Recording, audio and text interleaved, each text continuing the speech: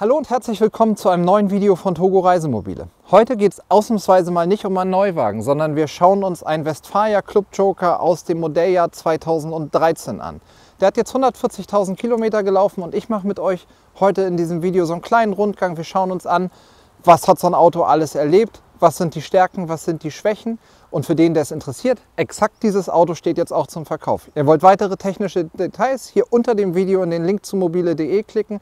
Ist da kein Link mehr, ist der Wagen weg, dann genießt das Video trotzdem. Könnt ihr euch anschauen, wie vielleicht euer Club Joker, wenn ihr ihn heute neu bekommt, in 7 Jahren aussieht. Viel Spaß bei diesem Video und jetzt geht's los.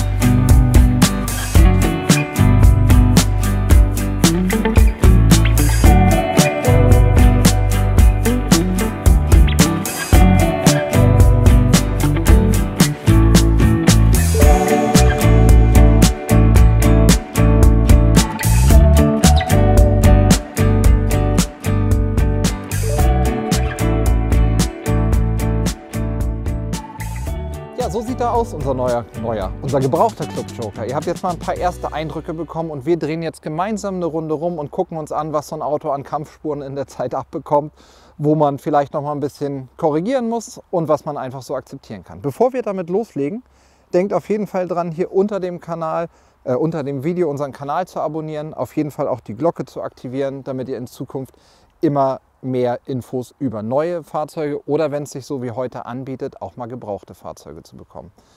Ja, bevor wir loslegen, vielleicht 2 kurze Wörter. Die Ausstattung des Autos schauen wir uns nachher im Fahrzeug an. Der Wagen ist ein Club Joker. Wir haben einen VW T5 mit Handschaltung, 140 PS, ungefähr 140.000 Kilometer. Erst zugelassen ist er 2013 oder 2014. Ist erste Hand, wie man so schön im Gebrauchtwagen-Slang sagt. Und ein Auto, das hat durchaus den ein oder anderen Kontakt schon gehabt.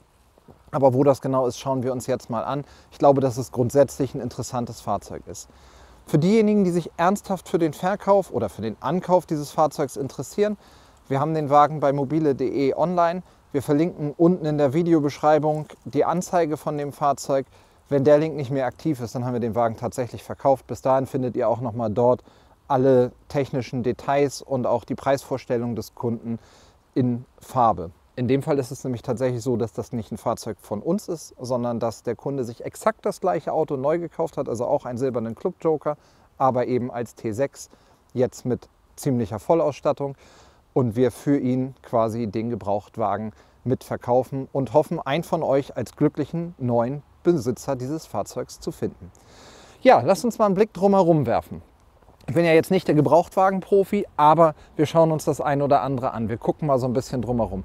Was natürlich darauf auffällt, wenn so ein Auto von 2013 bis jetzt, das sind knappe 8 Jahre alt ist und auch genutzt wurde, dann hat er den einen oder anderen Kontakt gehabt. Da sind so ein paar kleine Stellen, wenn man schaut, zum Beispiel hier, da ist wahrscheinlich mal ein kleiner Parkrempler gewesen. Und davon gibt es so 2, 3 Stellen am Auto verteilt. Man hat immer mal, wer kennt das nicht, so irgendwo, wo man mal einen Ast erwischt. Vieles davon ist in dem Bereich, wo man durchaus auch Dinge wegpolieren kann. Aber auf jeden Fall hat so ein Auto mit 140.000 Kilometern einfach was gesehen. Das heißt, es muss einem ganz klar sein, wenn man sich für ein gebrauchtes Fahrzeug interessiert, schaut es euch genau an. Schaut euch an, ob ihr mit den Einschränkungen, die das Ganze mit sich bringt, leben könnt. Oder ob ihr eben sagt, nee, ist für mich doch lieber was ganz Junges, Gebrauchtes oder was ganz Neues vielleicht. Dann könnt ihr eben nach freien Wünschen konfigurieren. Und da ist das ja heute auch ein ganz interessantes Video. Da seht ihr, wie andere Leute sich das Auto konfiguriert haben. Grundsätzlich, glaube ich, muss man bei den Gebrauchten und Neuen so ein bisschen schauen. Der Markt ist ja momentan recht dynamisch. Ich glaube, junge Gebrauchte haben eigentlich nur einen Vorteil momentan, sie sind sofort verfügbar, aber die Preisdifferenz neu und jung gebraucht ist tatsächlich kaum groß genug, dass sich das in meinen Augen lohnt. Deswegen haben wir nur ganz wenige junge Fahrzeuge. Bei den älteren sieht man ganz schön, wie stabil der Wohnmobilmarkt in den Preisen ist. Das war schon vor Corona so. Ehrlicherweise sind die Preise da jetzt auch nicht deutlich nach unten gegangen die letzten Jahre, weil einfach die Nachfrage doch relativ groß ist.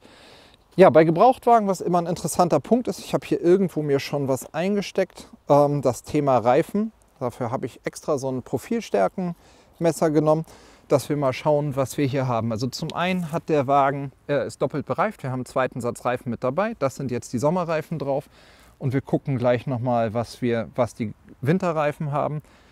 Der hat jetzt, oh schlechte Augen, knapp 6 mm Restprofil. Das heißt, das ist durchaus kein ganz neuer Reifen mehr, aber man kann den entspannt noch fahren. Ich gucke gerade nach dem Produktionsdatum. Das ist hier schon mal nicht zu sehen. Dann schauen wir mal, ob wir das auf dem vorderen Reifen sehen. Da wollen wir eben auch die Profiltiefe einmal nehmen. Hier vorne haben wir, müsste vergleichbar sein, ja auch knapp 6 mm. Und hier haben wir im Prinzip, die Reifen haben ja immer für diejenigen, die sich damit nicht so intensiv auseinandersetzen, eine sogenannte DOT-Nummer. Hier steht 2017 drauf. Das heißt, in der Kalenderwoche 20 aus dem Jahr 2017 ist der Reifen hier gefertigt worden. 6 mm, das funktioniert, damit könnt ihr auf jeden Fall fahren und ihr habt ja sowieso noch den zweiten Satz Reifen mit dabei. Das sind aber schon mal nicht mehr die ersten Reifen, sondern die sind zwischendurch schon mal neu gemacht worden. Der große Vorteil, wir sind immer noch auf der ersten Seite des Fahrzeugs, der große Vorteil eines gebrauchten Fahrzeugs ist natürlich, dass sich jemand anders damit schon auseinandergesetzt hat und ganz viele Optionen eingebaut hat. Wir haben eine Markise mit dran, wir haben bei dem Fahrzeug, wenn man das von der Seite sieht, eine Solaranlage mit drauf. Das ist beim Club Joker sowieso nicht so selbstverständlich. Und all diese Dinge hat halt jemand anders für euch schon bezahlt und man muss sich damit nicht selber auseinandersetzen. Was immer wieder Thema ist, ist, wie transportiere ich meine Fahrräder an so einem VW-Bus. In dem Fall ist es so, dass der Wagen eine abnehmbare Anhängerkupplung hat. Die kann man hier unten einfach dran stecken. Und der Vorbesitzer hat seine Fahrräder auf der Anhängerkupplung hinten transportiert. Ja, schauen wir rein. Was haben wir im Club Joker? Wir kennen das aus den anderen Videos. Übrigens, wer sich für neue Videos oder für einen neuen Club Joker interessiert, wir verlinken euch einfach oben in der Ecke nochmal die Videos, die wir von den aktuellen Club Jokern gemacht haben. Dann sieht man auch so ein bisschen, wie sich das weiterentwickelt hat in der Zwischenzeit.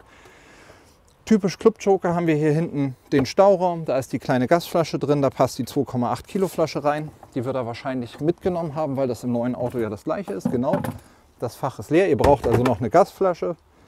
Wir haben eine normale Kassettentoilette, wie in jedem anderen Club Joker auch. Ganz wichtig, eben einer der wenigen VW-Busse mit wirklicher Dusche und Toilette drin. Und typisch Club Joker hier hinten den Doppelboden quasi mit drin. Da ist einmal die Kurbel für die Markise mit dabei. Die nehmen wir mal kurz mit raus. Und was haben wir hier noch mit dabei? Ein Fliegengitter, das ist für die Schiebetür.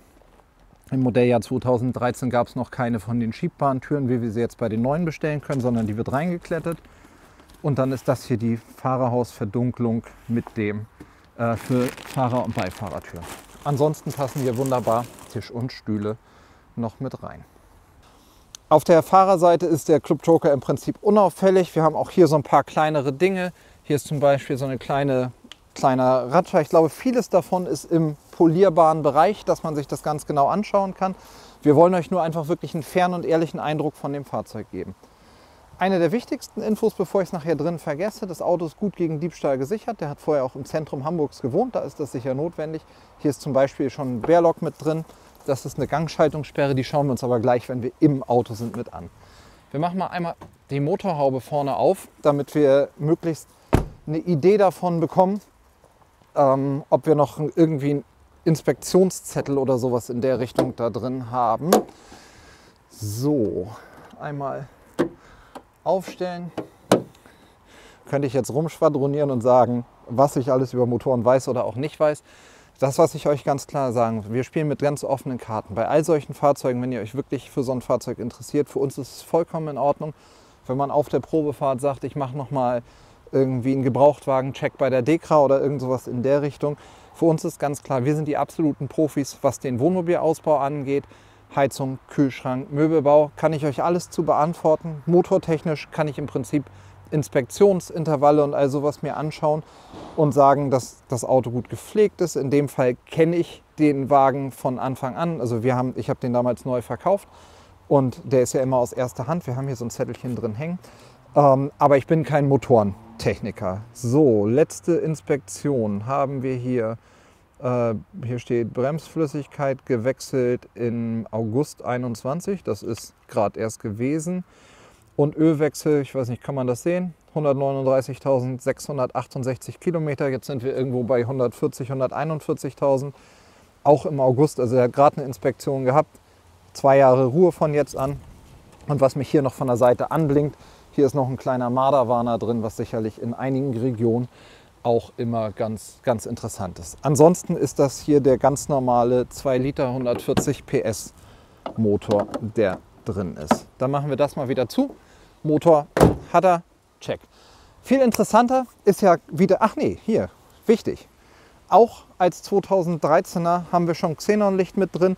Das heißt, wir haben absolut standesgemäße Beleuchtung. Ich mache die Lampe einfach mal an, dass ihr einen Blick haben könnt. Du hast den Schlüssel in der Tasche. Dankeschön.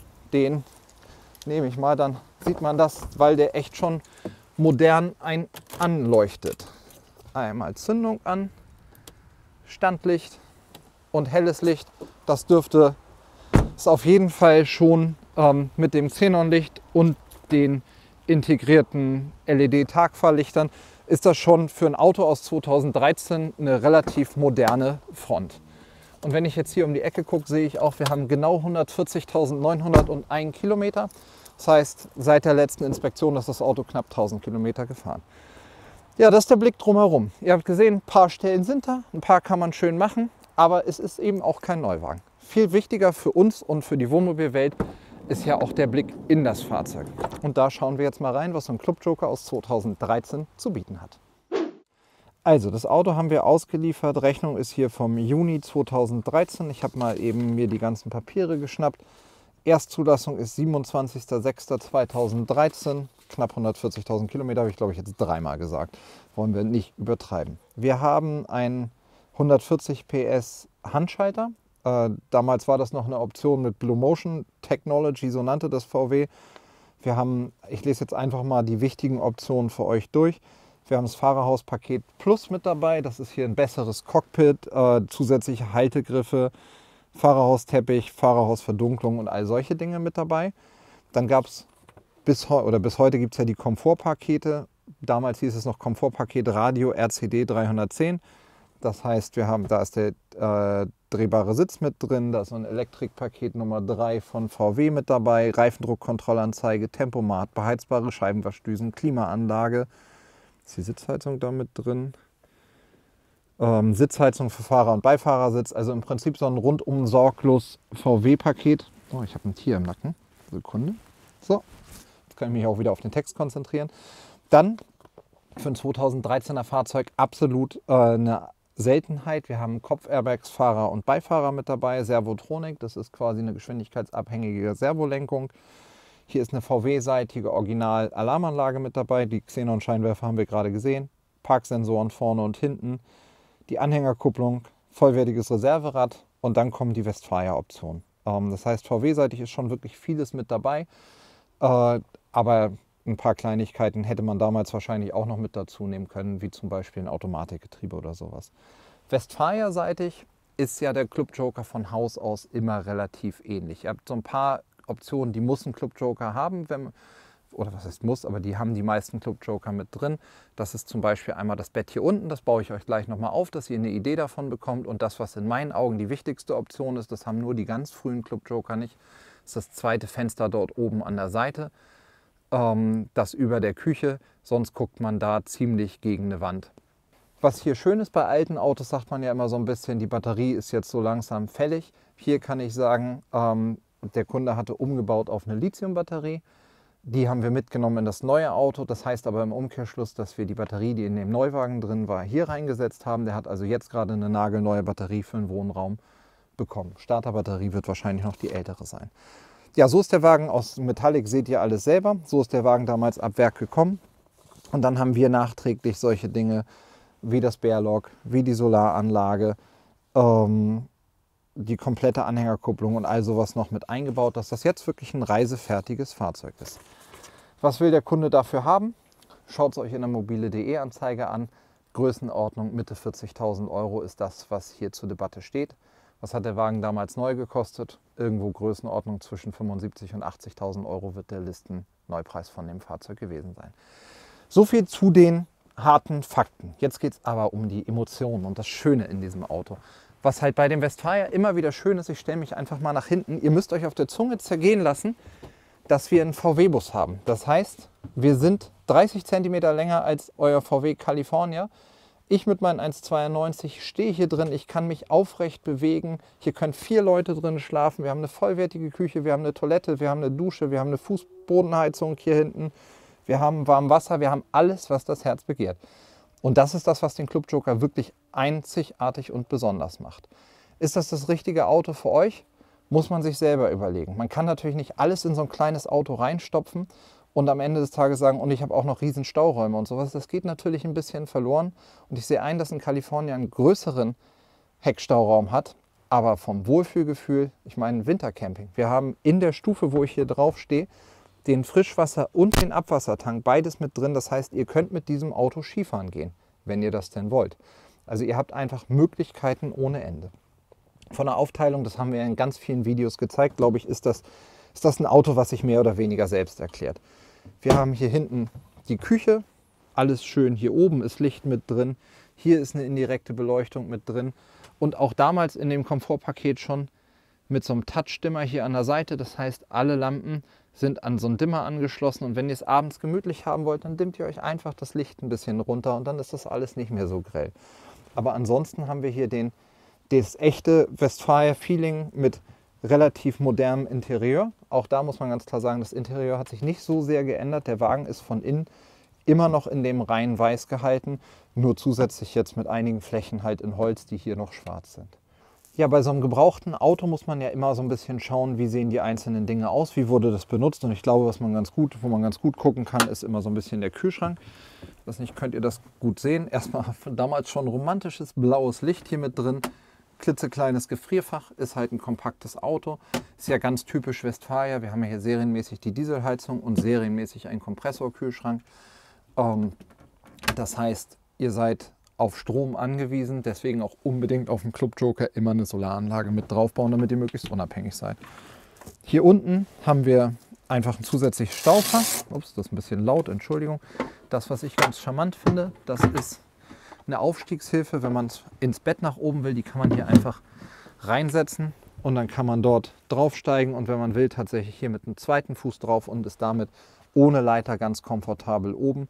Wer will, hat hier sonst auch so Trittmulden, aber die sind einfach für Barfüßer ein bisschen schwer zu treten.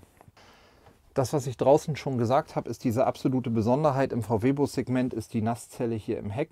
Das heißt, wir haben eine vollwertige Toilette. Man kann hier beide Türen einfach aufklappen und sich damit dann eine Duschwand hier vorne machen, dass man einfach eine richtige Duschkabine hat. Dann nimmt man die Bodenplatte, auf der ich hier stehe, raus und dann ist das ernsthaft die Duschkabine, die richtig gut auch funktioniert mit echtem warmem Wasser.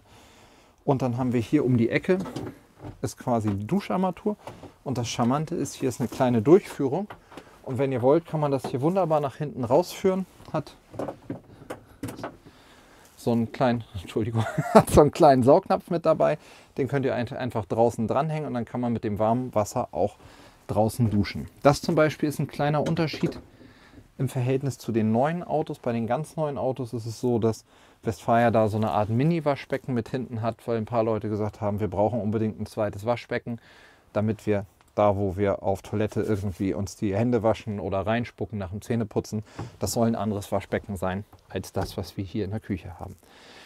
Ansonsten hat Westfalia schon in den Baujahren relativ viel Steckdosen verbaut. Das heißt, wir haben hier 230 Volt und 12 Volt. Und das gleiche haben wir in der Sitzgruppe auch nochmal. Da sind auch nochmal 12 Volt und 230 Volt mit drin. Da seid ihr also grundsätzlich gut aufgestellt. Wer ein bisschen mehr will, die 12 Volt Steckdosen, das wäre wahrscheinlich der erste Schritt, den ich machen würde. Wenn das jetzt mein Fahrzeug wäre, kann man relativ einfach gegen USB-Steckdosen austauschen. Dann hätte man anstelle einer 12 Volt Steckdose einfach eine Doppel-USB-Steckdose und das ist sicher aktuell zeitgemäßer, weil 12 Volt in Wohnmobilen so ein bisschen nicht mehr gebraucht wird. Entweder habe ich 230 Volt oder wenn was über 12 Volt läuft, dann habe ich USB. Ja, ihr habt einen ganz guten Eindruck, glaube ich, von hier hinten bekommen. Wir tauschen jetzt mal Plätze, damit wir uns nochmal das Dachbett anschauen können. Und dann schauen wir zum Abschluss gleich nochmal, wie man das Bett bauen kann. Und dann, glaube ich, habt ihr einen ganz guten Eindruck bekommen, ob der Club Joker für euch eine Option sein kann. Ja, das Bett hier oben ist echt super belüftet. Wir haben oben 50×70 Dachhaube, wir haben hier ein Fenster, wir haben da ein Fenster. Also man kriegt hier richtig viel Sauerstoff rein. Und wenn man wirklich das Bett baut, ist das einfach nur links, rechts entriegeln. Den Schlitten hier nehmen. Ich komme mal euch ein bisschen näher. Und dann kommt die Matratze hier vorne schon mit dazu. Wir haben hier so ein punktelastisches Lattenrost drunter. Die Matratze ist dünn, aber in VW-Bus-Welten mega komfortabel. Sieht für mich auch noch für ein 2013er Verhältnis frisch aus, aber so Matratzen gehören zu Dingen, die wir eben im Rahmen der Auslieferung und Aufbereitung gern nochmal die Bezüge runternehmen und das komplett reinigen, damit man einfach das noch ein bisschen frischer mit dabei hat. Und wenn man morgens fertig ist, nimmt man einfach den ganzen Schlitten, schiebt den wieder nach oben. Bettwäsche kann alles drauf liegen bleiben, klappt das hoch. Und das Fahrzeug hier, das wurde zum Beispiel auch viel genutzt. Der Vorbesitzer ist Musiker gewesen, hat viel auch seine Gitarren und solche Dinge hier oben mit dabei gehabt. Also es ist einfach auch ein richtig großer Stauraum. Wenn man jetzt sagt, wir fahren zu zweit und wollen getrennt schlafen oder wir brauchen für eine Person 3 oder 4 noch ein zweites Bett, dann gibt es hier unten noch die Möglichkeit, ein zweites Bett zu bauen. Und das wird mit ganz wenigen Handgriffen gemacht und ist auch echt eine tolle Option. Und das schauen wir uns jetzt auch nochmal gemeinsam an. Einer der größten Unterschiede zwischen älteren Club Joker wie diesem hier und neuen Club Joker ist die Art, wie das Bett unten gebaut wird. Bei den neuen ist der Aufbau ehrlicherweise etwas komfortabler. Dafür haben wir bei dem alten einen ganz entscheidenden Vorteil. Hier ist die ganze Bank frei. Das heißt, ihr könnt die wirklich vollpacken. Bei dem neuen ist dort der Klappmechanismus, um das Bett zu bauen. Hier ist jetzt wirklich nur ein bisschen Bordwerkzeug und sowas mit drin. Wenn man das Bett unten baut, ist das relativ einfach. Hier ist ein Fußpedal. Wo ist es? Das muss einmal entriegelt werden. Da muss man die Matratze ein bisschen hochziehen. Ups. Die Aufstiegshilfe sollte man wegnehmen, bevor man das Bett aufbaut. Und dann nehmt ihr einfach das Holzteil hier rüber, klappt das einmal rum und dann haben wir hier, ich mache mich mal hier an der Seite, haben wir hier an der Seite ein passendes Bett. Das muss ich jetzt noch ein bisschen gerade machen. So passt das ist das auch gerade. Und ich habe mir extra für diesen Moment gut vorbereitet ein Maßband mitgenommen. Wir haben 1,75 oder 1,77 Matratzenlänge in der Breite. Hier im breiten Teil sind das 90 cm. Da sind es so 97 bis zur Wand und zum Fußende ist es schmaler. Verkauft wird es, wer ahnt es, als Doppelbett. Sind wir realistisch. Das hier ist ein Bett für eine Person. Also es ist definitiv kein Doppelbett.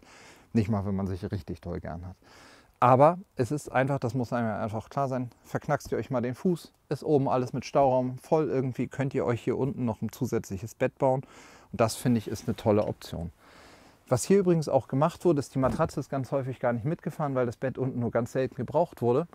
Und dafür haben wir die Kleiderhaken dort oben mit angebracht, damals bei der Auslieferung, dass man einfach den Raum, wo die Matratze steckt, als zusätzliche Garderobe benutzen kann. Also für denjenigen, der sagt, unten schlafen brauche ich nicht, der kann das Ganze einfach weglassen.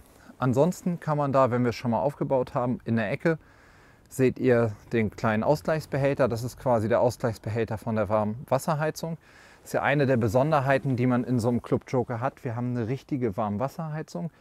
Das heißt nicht Luft, die reingepustet wird in warm, sondern wir haben eine Transportflüssigkeit quasi, die von einer Dieselheizung erwärmt wird und die dann mit Heizkörpern, wie ihr es von zu Hause kennt, zirkuliert und dadurch eine indirekte Wärme macht, die einfach zum einen konstanter ist und zum anderen auch ein relativ gutes Raumklima mit sich bringt, weil man eben nicht die Luft aufheizt, sondern über den Möbelbau das über eine Art indirekte Wärme macht. Super charmant, eine tolle Lösung, aber vor allem eben als Dieselheizung toll, um sehr viel autark stehen zu können. Ich baue jetzt das Bett mal wieder ab und dann gucken wir uns vorne noch einmal das Cockpit an und dann sind wir, glaube ich, auch schon durch. Das Cockpit ist ein normaler Pkw. Das ist echt das Coole, wenn man in so einen VW-Bus einsteigt. Das ist irgendwie, mag dran liegen, dass ich selbst einen VW-Bus habe. Es kommt mir sehr zu Hause vor hier. Lenkrad mit Bedienelementen, Lautstärke haben wir hier, Sendersuchlauf, all solche Dinge mit dabei, so wie das 2013 eben war. Was mir auffällt, wir haben ein Lederlenkrad, das war durchaus nicht Serie und ich muss an einer Stelle zurückrudern. Ich habe vorhin ganz selbstbewusst verkündet, hier ist das RCD 310 mit drin. Das hat dem Vorbesitzer nicht ausgereicht. Der hat hier im Originaldesign von VW sich ein Clarion-Radio einbauen lassen. Das heißt, er hat nicht, das 310er hat ja keine Navigation oder sonstige Dinge. Wir haben jetzt hier auch eine Navigation mit drin. Das dürfte auch einigermaßen up-to-date sein, weil das Radio noch nicht so alt ist. Ansonsten haben wir einen normalen VW-Bus. Da ist alles genau an dem Fleck, wo es sein sollte. Wir haben Sitzheizung, wir haben Gebläse, wir haben natürlich eine Klimaanlage, wir haben Parksensoren vorne und hinten, die Reifendrucksensoren. Wir haben, mal gucken, wir können hier mal ins Handschuhfach gucken, ist da noch irgendwas Geheimnisvolles drin? Ne, das sind nur die Sachen, die zur abnehmbaren Anhängerkupplung gehören. Dann hatte ich hier so ein kleines Netz, wo man was reinpacken kann. Getränkehalter, Zigarettenanzünder, Münzsammler für die französischen Mautstationen. Raucherpaket will man ja heute nicht mehr sagen. Und hier unten eben das Bärloch. Das kann ich vielleicht in dem Zusammenhang nochmal kurz demonstrieren. Man legt im Prinzip einen definierten Gang ein. Das müsste hier in dem Fall der Rückwärtsgang sein, genau. Und wenn das eingelegt ist, ist jetzt die Gangschaltung im Rückwärtsgang arretiert. Das heißt, selbst wenn jemand es schaffen sollte, das Fahrzeug zu knacken, reinzukommen und es zu starten, er müsste von hier bis zu seinem Zielort rückwärts fahren. Ist vielleicht ein bisschen auffällig. Und wenn man selber zum Auto zurückkommt, einmal aufschließen, dann kommt der hier raus und dann habt ihr wieder das drin. Also, wenn ihr euch für das Auto hier entscheidet, gegen Diebstahl ist er mit der Original VW-Alarmanlage und dem Bärloch schon relativ gut gerüstet. Haben wir irgendwas Wichtiges vergessen, was ihr über so einen gebrauchten Club Joker wissen wollt? Schreibt es einfach unten in die Kommentare. Solange das Auto noch hier ist, versuchen wir die Fragen für euch zu klären. Wer ein paar Bilder haben will, wie gesagt, mobile.de einmal anschauen. Und wenn irgendwelche Detailaufnahmen euch noch fehlen oder ihr ein paar Fragen habt zu Dingen, die man noch zusätzlich einbauen kann oder was euch vielleicht fehlt oder was wir nachrüsten sollten, kontaktiert uns einfach, entweder telefonisch oder per E-Mail. Und wenn das Auto euch einfach nur gefallen hat zum Anschauen, dann wünsche ich euch viel Spaß bei den ganzen nächsten Videos. Wir freuen uns auf jeden Fall auf euch. Wir hoffen, dass wir mal wieder ein paar Gebrauchte bekommen, weil ich glaube, dass das immer ein ganz interessanter Einblick ist. Wie haben andere Leute ihre Autos konfiguriert und wie sieht so ein Auto nach einer gewissen Zeit auch aus? Ich hoffe, euch hat es ganz gut gefallen. Ich habe jetzt auf jeden Fall einen ganz guten Überblick über diesen wunderbaren Club Joker aus dem Modelljahr 2013. Viel Spaß mit den ganzen nächsten Videos. Bis bald und alles Gute.